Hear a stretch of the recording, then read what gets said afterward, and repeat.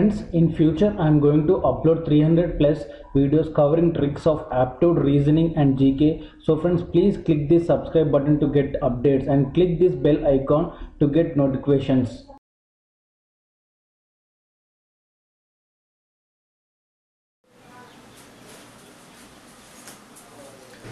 And myself Yusuf signing in, and today's our topic is syllogism.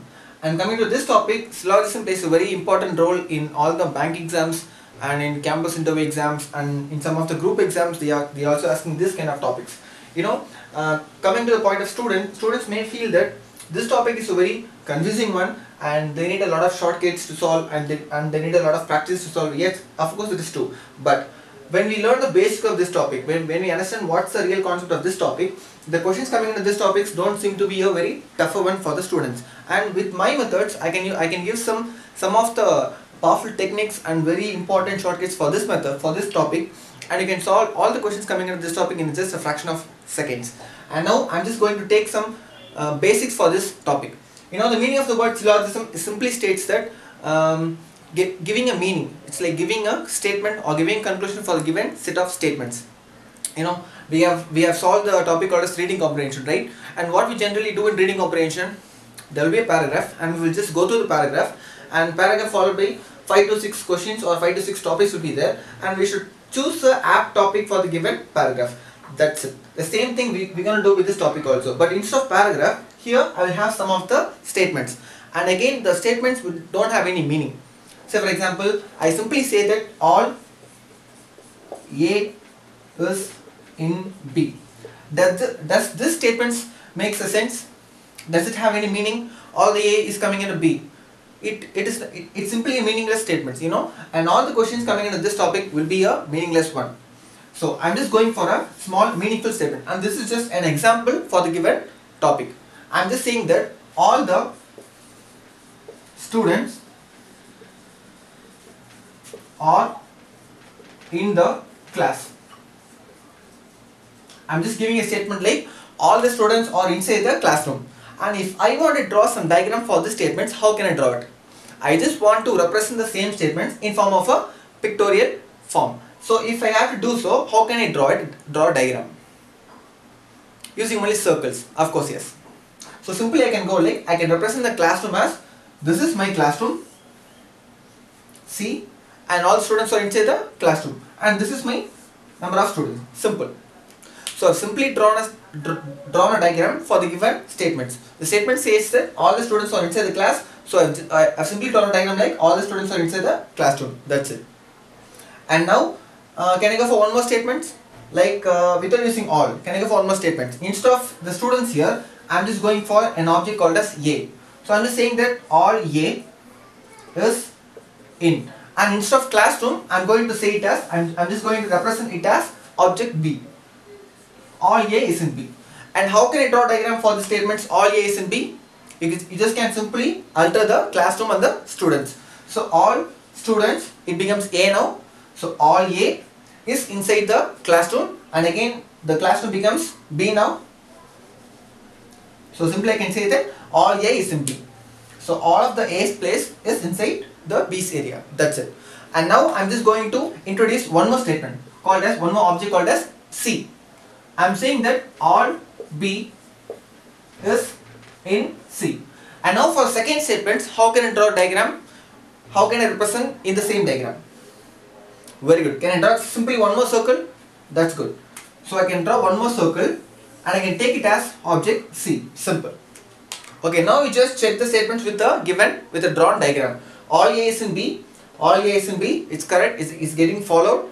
Again all B is in C. Again all B is in C. There is also a true. It's getting followed up. And now what you just have to do is, for the given statements, we have actually drawn a diagram. And I'm just going to give you a small conclusion. You're just going to check it whether it follows or not. That's it. Conclusion 1. I'm just saying that sum B, that is sum B is in A. Now for this diagram, if I give a conclusion like sum B is in A, either this conclusion is true or false coming for this diagram. I should take whether this as a true statement or false statement. True or false, both in some cases. Okay, yes. you just map the area of A as dot. I'm just going to map the region of A as some dots. That's it. I'm just making some small dots in the region of A. And I'm just going to mark the region of B as a plus mark. I'm just going to put plus marks in the region of B, the so-called B's region. And now please check whether some of the pluses is coming in as A's region, some of the pluses which belong to B's region is coming in the A's region. Yes. So of course this statement is a true. It's getting followed for the given diagram and for the given statement. Simple. I can say that all B is inside, I can say that some B is inside A. It is exactly a true one, and I can take this as a true conclusion. So this conclusion one is getting followed for the given statement. Can you go for second conclusion? Yes, good. I am giving the second conclusion as some C is in B. If I give a conclusion like some C is in B, is it true or false for the given diagram, for the drawn diagram? It is true. Good, it is true. Okay, well, this has the same phenomenon as this one. Simple. So some of the C's part is inside B's part. It's exactly true statement. And third statement, I am just simply going for all A is in C. If I say the statement as all A is in C, is it true or false for the given diagram? I am saying that all A is inside C. It is true. It is true for the given statements and for the drawn diagram. And one more conclusion, and the last one, I am just going to say that all B is in A. If I say that all B is in A, for statement, for the conclusion fourth one, either this diagram is getting followed for the given statements, given conclusion 4, all B is in A. I am saying that all B is in A. Is it true or false? And good. It is exactly false for the given statements and for the given diagram. And this is what we're going to do for all the questions. For the given statements, we will draw some diagrams and we will just check whether the given conclusion is false or not for the drawn diagram. That's it. And coming to this topic, we will always have some 3 sets of statements. One set of statements coming from the word all. So all is like one set of questions I can expect. And second is like I can expect some questions coming under the word called as sum. Got it? And if the question is coming into the word called as sum, how can I draw the diagram? Using only circles. I am just going to the same thing what I did before for the all kind of statements.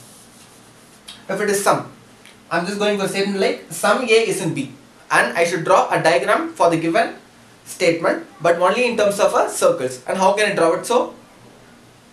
Good. I can draw sum A is here, and sum of A is inside the B's region. So sum A is in B. Can I say it as a true diagram? Of course, yes. Again, I am just going for one more object here. I am including the object called as C. I am saying that sum B is in C. So how can I draw a diagram for sum B is in C? I can go for the same overlapping kind of diagram. Again, I can go for sum B is inside C. Simple. You should check the diagram. So sum A is in B. It's correct.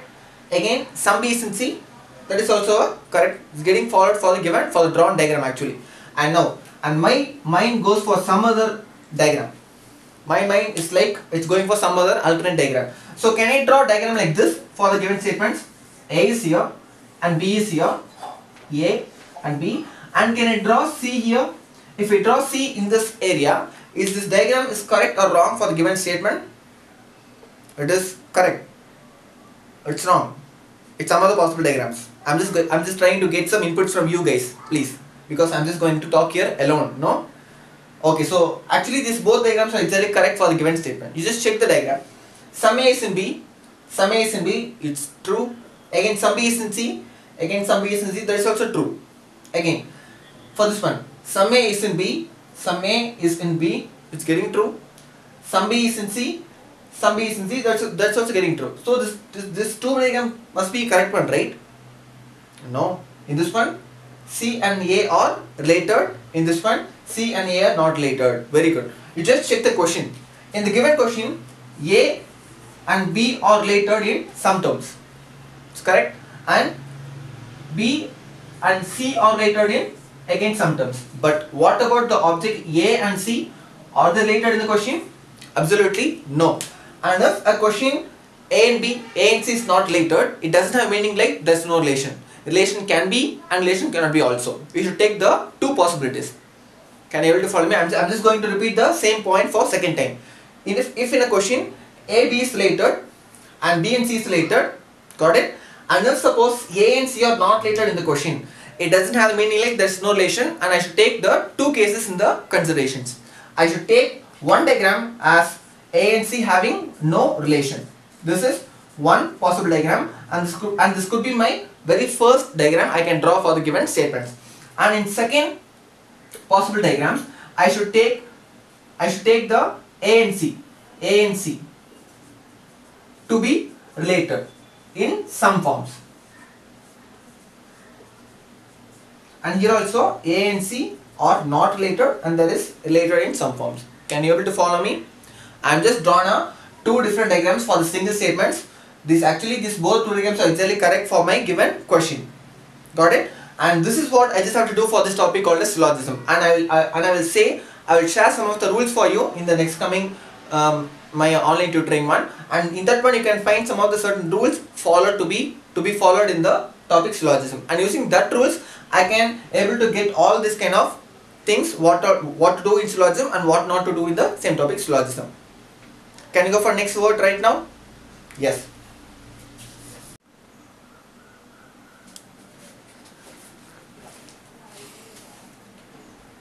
And this is the third statement using the word no.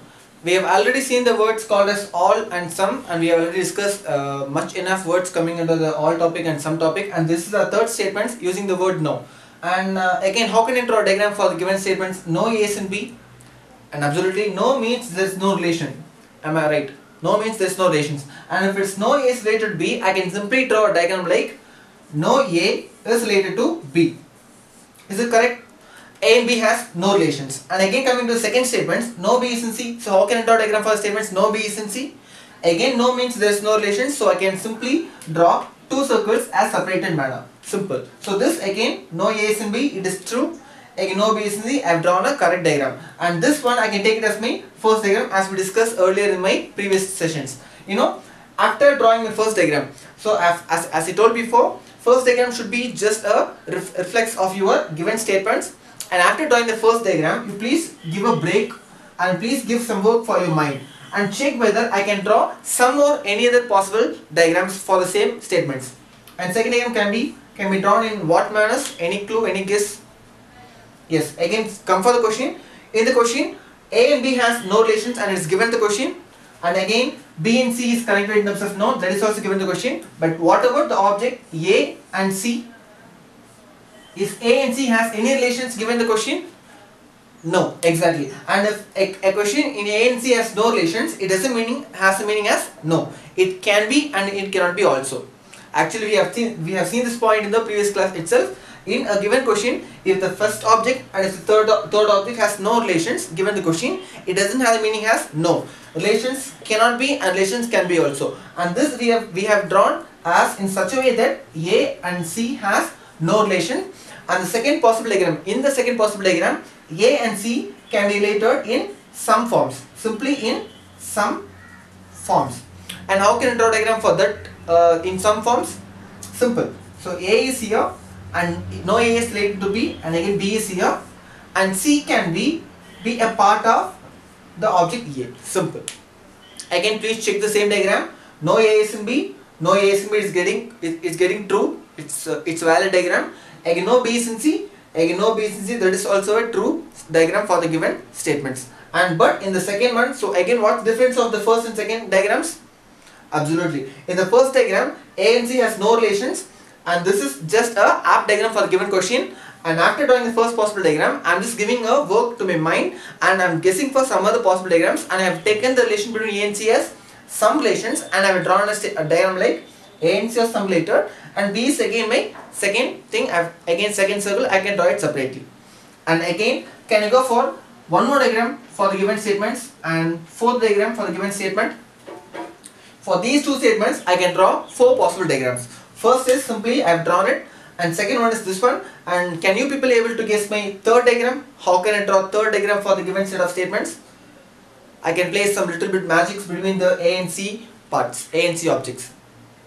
In terms of all, exactly. So in the third diagram, I can simply take no A is related to B, again no B is related to C. So here I put C separately, and here C has been mingled, it's been like a part of sum of A, but C can be also inside A. This could be my third possible diagram.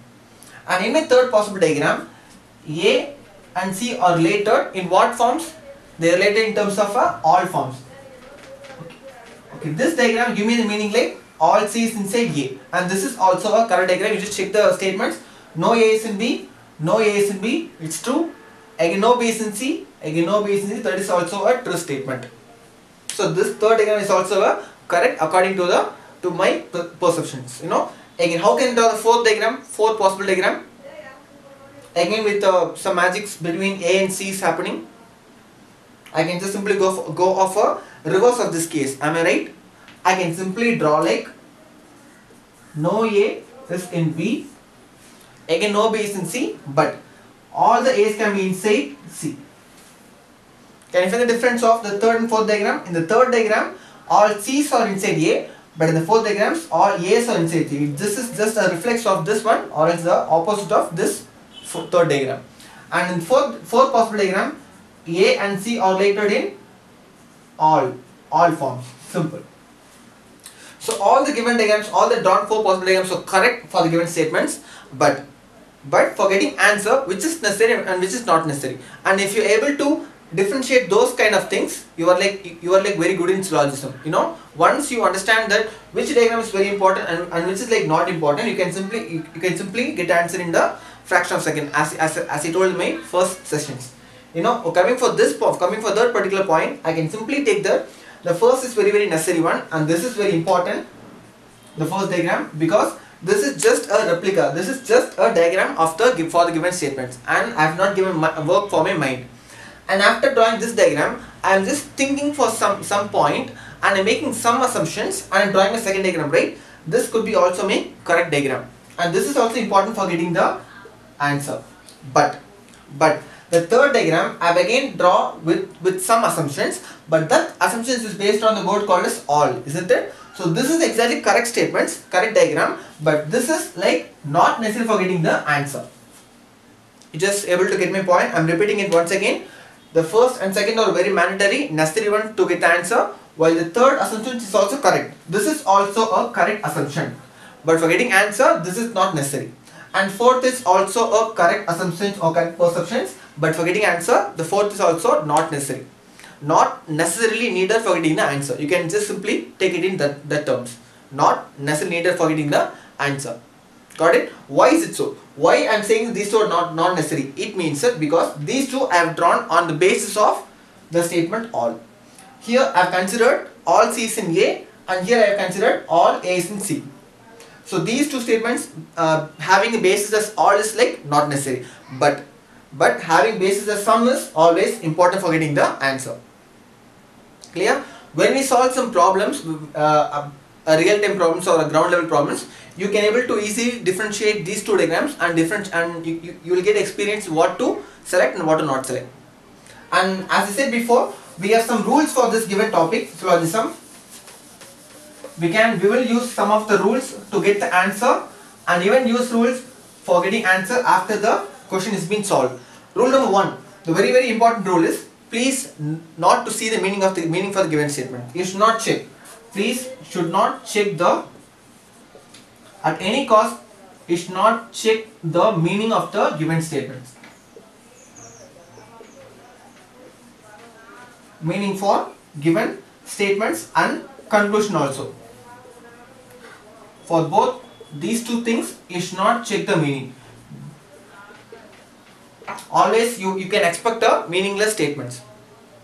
And second rule is like, you should not stop with one diagram. You should try at least to draw more than one diagram. You should try at least to draw two diagrams for the given question. please try to draw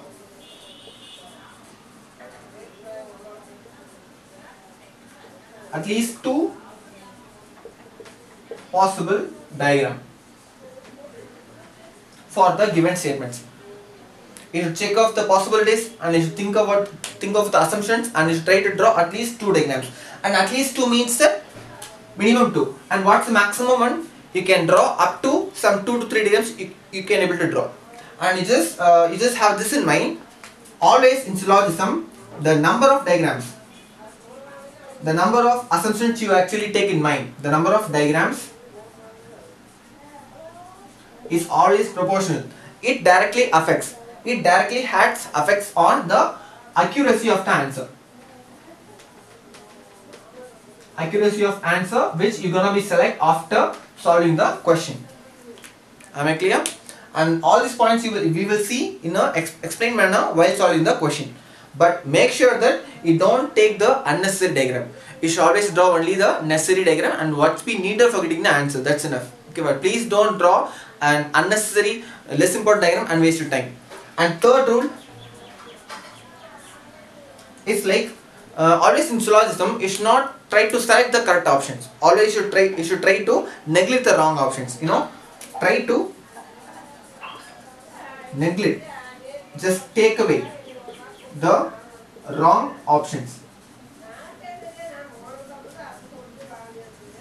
From the given options, you should try to neglect the wrong answers and automatically the correct one will be like left untouched, or the correct one will be like as a whole not neglected answer, and you can take that one as a simple way.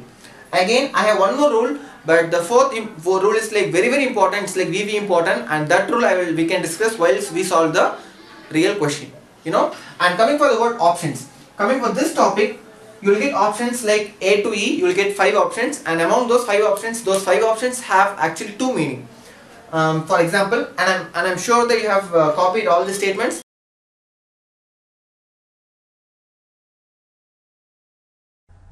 Friends, subscribe to watch upcoming tricks of very important GK topics. Around 200 videos I am going to upload in future. So friends, get subscribed to get updates of my upcoming videos. If you subscribe, you will get the updates of my upcoming videos. Friends, here you can see the subscription link. Click this box and get subscribed to my channel. If you subscribe, you can get updates of all my upcoming videos, and follow my tricks on Facebook, WhatsApp and Telegram. You can see all these links below in description. Friends, see in description for complete list of videos topic wise. Till now I uploaded 300 videos. You can see all the videos links and the topic wise below in description.